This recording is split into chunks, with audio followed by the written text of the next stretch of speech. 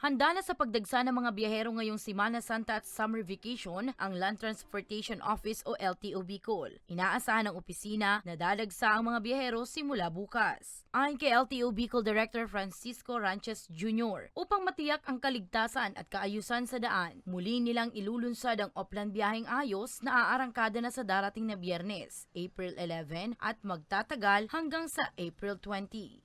Ang sakop po nito, Province of Albay.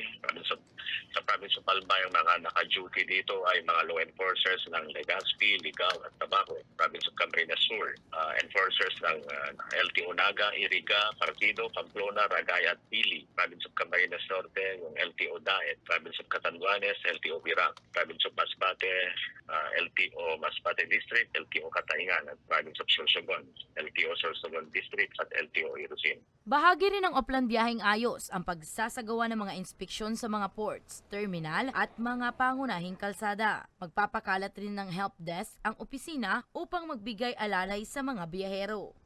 Yung regional enforcers ay at large sila, umiikot sila at large. At ito, yung mga strategies dito, anti-colorum operation, enforcement of station laws, katulad ng RA 4136, yung mismong batas ng LTO, seatbelt law, anti-overloading, anti-drunk and drug driving. At magkakaroon din ng inspection ng mga public utility vehicles sa mga terminal para po sa roadworthiness. And of course, yung apprehension and reporting. Kung may mga nag-violate, siyempre po may apprehension o huliin po yan.